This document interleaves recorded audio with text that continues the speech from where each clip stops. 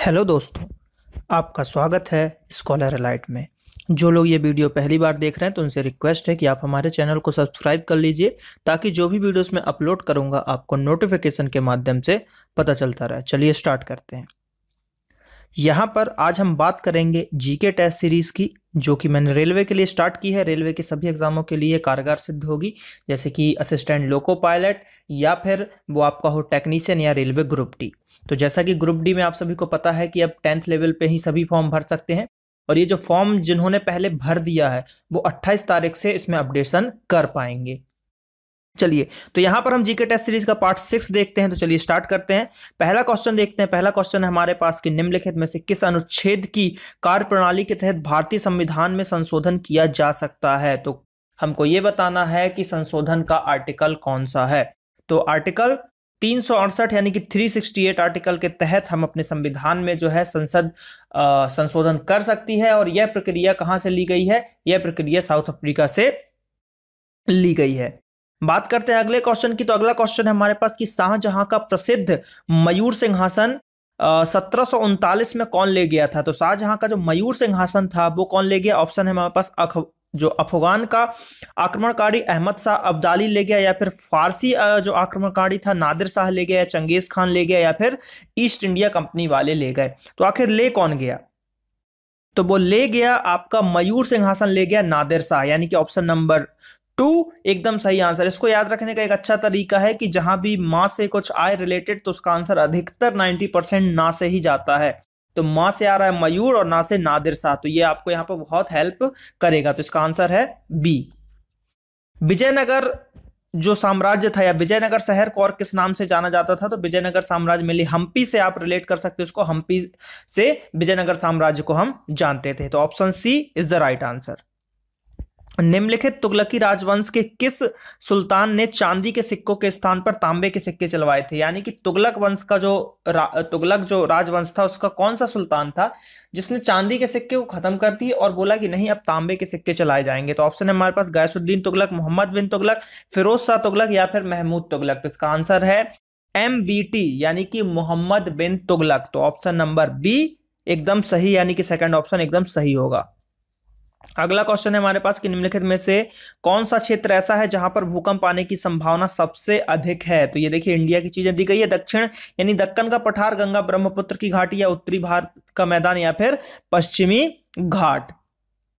तो यहां पर जो अगर हम बात करें कि जो भूकंप आने की संभावना सबसे अधिक है, तो ऑप्शन है हमारे पास दक्कन का पठार, गंगा ब्रह्मपुत्र घाटी, या फिर जो है उत्तरी भारत का मैदान, या फिर पश्चिमी घाट। तो इसका जो आंसर जाएगा, इसका आंसर जाएगा गंगा ब्रह्मपुत्र की घाटी, यानी कि सेकंड नंबर वाला यहां पर आंसर होगा।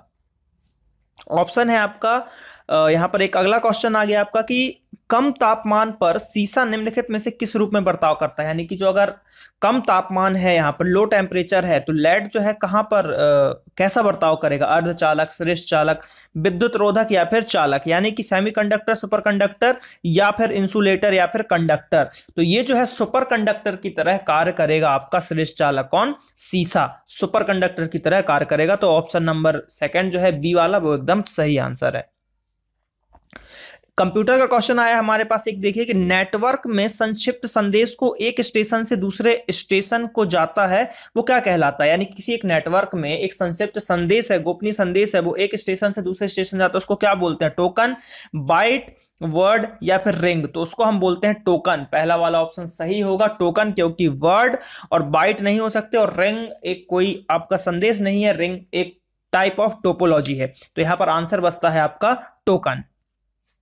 निम्नलिखित में से कौन सा एक प्राकृतिक पॉलीमर है? यानी कि प्राकृतिक नेचुरल पॉलीमर की बात की जा रही है। तो ऑप्शन है आपके पास बेकेलाइट, नाइलॉन, पॉलीथीन, या फिर स्टार्च। तो देखिए बेकेलाइट और नाइलॉन और पॉलीथीन ये तीनों जो है ये आपके कृत्रिम रूप से बनाई गई चीजें हैं, तो ये आंसर नहीं है, आंसर है स्टार्च। स्टार्च जो है आपका प्राकृतिक पॉलीमर के रूप में जाना जाता है। निम्नलिखित में से कौन सा स्तनधारी जानवर है जो अंडे देता है? तो ऑप्शन है चमगादड़, वेल, नेवला, या फिर प्लेटिपस। तो इसके आंसर की बात करें तो आंसर इसका प्लेटिपस। इसको याद रखिएगा, ये प्रीवियस ईयर क्वेश्चन है, रेलवे में पूछा जा चुका है।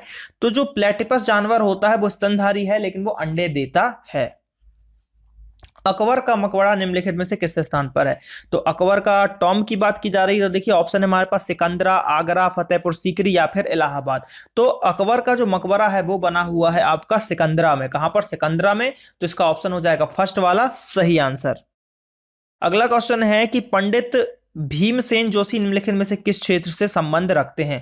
पंडित भीमसेन जोशी निम्नलिखित में से किससे संबंध रखते हैं? ऑप्शन है साहित्य, समाज सेवाएं या फिर शास्त्रीय संगीत या फिर राजनीति। तो जो ये है आपके पंडित भीमसेन जोशी जी, ये शास्त्रीय संगीत से रिलेटेड है, क्लासिकल म्यूजिक से रिलेटेड है। तो इसका हो जाएगा थर्ड नंबर वाला एकदम सही आंसर।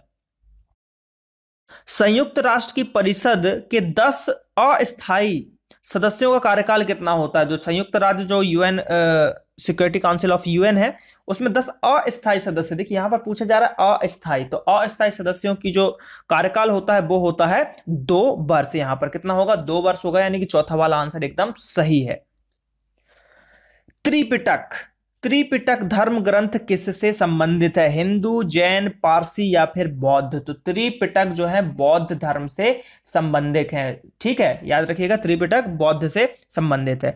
और एक पारसी धर्म का क्वेश्चन आता है कि पारसी धर्म की कौन सी ग्रंथ है? तो जैनदेव अवस्था जो है पारसी धर्म की ग्रंथ है। तो ये क्वेश्चन भी कई बार पूछा गया है, लेकिन यहां पर जो क्वेश्चन है त्रिपिटक, तो उसका आंसर हो जाएगा बौद्ध। निम्नलिखित में से धातु अपनी तरलीय अवस्था में अपरूपता दिखाती है कौन? कार्बन, फास्फोरस, ब्रोमीन या सल्फर। तो इसका आंसर हो जाएगा सल्फर। सल्फर जो है अधातु जो है वो अपने मतलब जब उसको तरल रूप में कर देंगे तो वो अपरूपता प्रदर्शित करेगी। ठीक है, सल्फर, यानी कि सेकंड नंबर वाला जो है एकदम सही हो गया।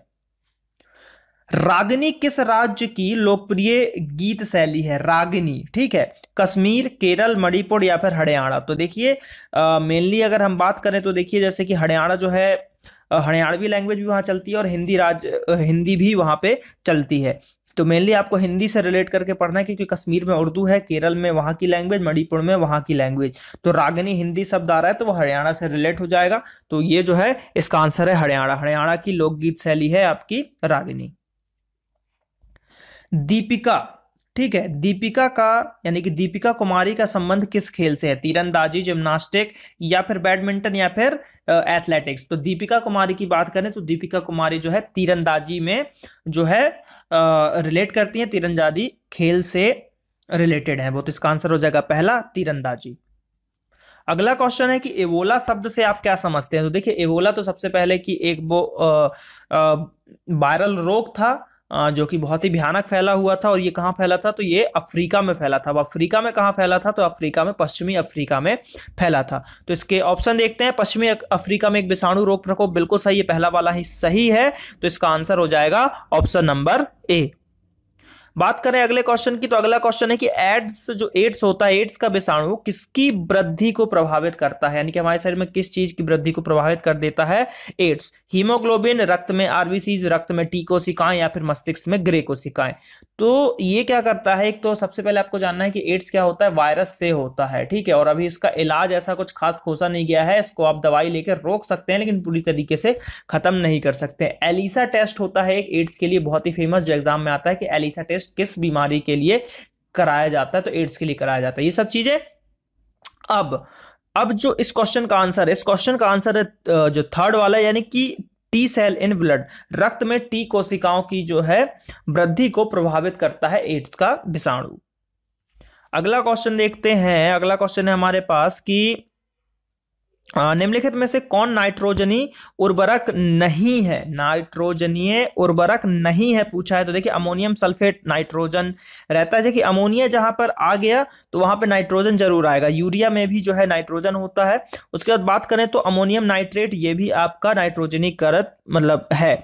अब बात करते हैं, अगला है सुपर फॉस्फेट। तो सुपर फॉस्फेट जो है कोई भी नाइट्रोजनी उर्वरक नहीं है। तो इसका आंसर हो जाएगा चौथा वाला, सुपर फॉस्फेट। अगला क्वेश्चन है कि परम शून्य ताप पर मतलब वह स्थिति है जिस पर, यानी कि परम शून्य ताप क्या है, उसमें क्या होता है? तो देखिए परम शून्य ताप जो होता है उसमें क्या होता है कि गैसों में आणविक गति घटने लगती है। मॉलिक्यूलर मोशन जो होता है गैस का वो कम होने लगता है, ठीक है। घटने लगती है। तो देखिए ऑप्शन है हमारे पास पहला कि गैसों में आणविक गति घटने लगती है, जल जमने लगता है, सभी गैस तरलीय हो जाती है, या फिर सभी गैसें ठोस में परिवर्तित हो जाती है। तो इसका आंसर है option number A, molecular motion in gas जो है आपका वो कम होने लगता है, यानी घटने लगता है। गैसों की आणविक गति यानी कि मॉलिक्यूलर मोशन कम होने लगता है। तो पहला एकदम सही है। तो यहां पर देखिए हमने क्वेश्चंस जाना, ये पार्ट 6 था। पार्ट 6 में हमने इंपॉर्टेंट क्वेश्चंस को यहां पर पढ़ा, उसके आंसर को जाना। तो ऐसे ही और वीडियोस को पाने के लिए चैनल को सब्सक्राइब कीजिए, लाइक कीजिए वीडियोस को और शेयर जरूर कीजिए अपने दोस्तों के साथ। तो चलिए मिलते हैं अगले वीडियो में। Thank you. जय हिंद, जय भारत।